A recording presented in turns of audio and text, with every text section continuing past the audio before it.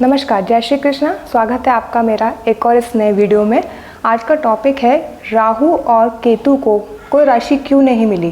कल मैंने एक वीडियो बनाया था जिसमें मैंने बताया था कि कितनी राशियां होती हैं और कितने ग्रह होते हैं और किस ग्रह को कितनी राशियां मिली हैं और किस ग्रह को एक भी राशि नहीं मिली है। वैसे ज्योतिष में 9 ग्रह होते हैं, लेकिन 9 के 9 ग्रहों को हर राशि नहीं मिली है। ज्योतिष में 7 ग्रहों को ही राशियां मिली हैं और 12 राशियां जो हैं वो 7 ग्रहों में ही डिवाइड हुई हैं। अब बात करते हैं, जब 7 ग्रह हैं तो हम 9 प्लैनेट्स या 9 ग्रह क्यों बोलते हैं। दो कौन से जो ग्रह हैं जिनको कोई राशि क्यों नहीं मिली है, तो जो 2 ग्रह हैं वो है राहु और केतु। राहु और केतु को कोई राशि क्यों नहीं मिली और किन ग्रहों को कितनी राशि मिली है।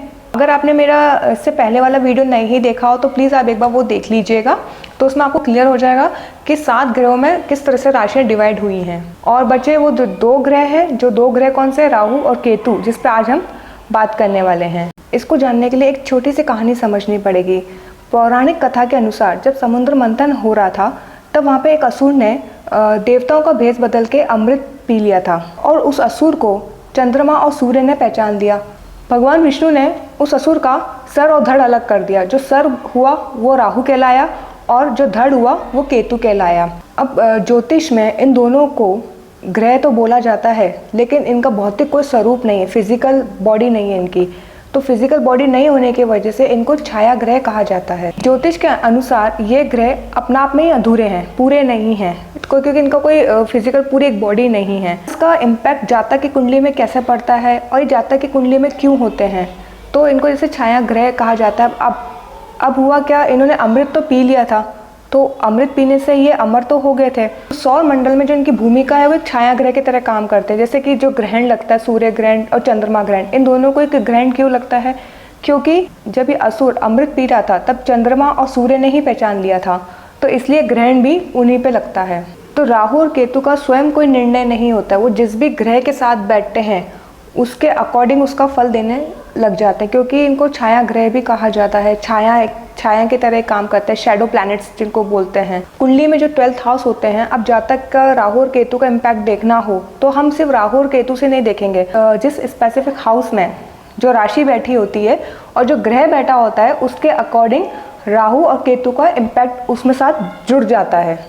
तो अगर किसी भी जातक के स्पेसिफिक हाउस में अगर राहु या केतु बैठे हैं, उसका अगर परिणाम निकालना हो तो हम जातक की राशि को भी देखते हैं, उसमें बैठे हुए ग्रह को भी देखेंगे और राहु और केतु किस नक्षत्र में बैठे हैं, किस राशि के नक्षत्र में बैठे हैं वो भी देखते हैं। तब जाके एक इसका जो प्रेडिक्शन होता है वो 90% एक्यूरेसी पे आता है।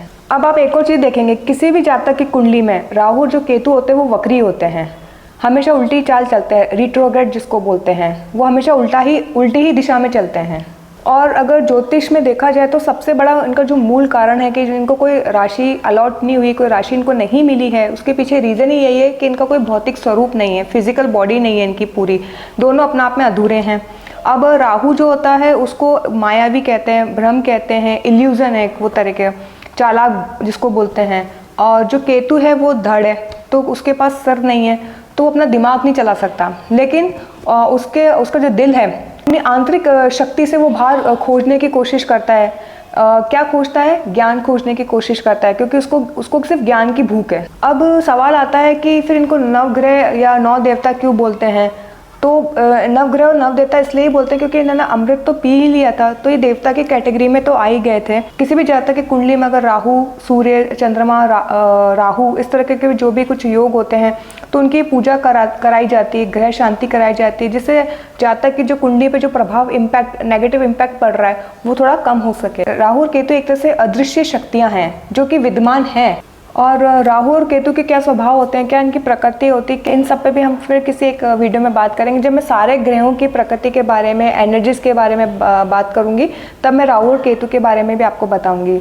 तो यहाँ तक अगर आपको ये वीडियो इन्फॉर्मेटिव लगा हो, अच्छा लगा हो, तो प्लीज़ इसको लाइक कीजिएगा और कमेंट में अपने विचार ज़रूर बताइएगा। मिलते हैं फिर किसी एक और वीडियो में। जय श्री कृष्णा।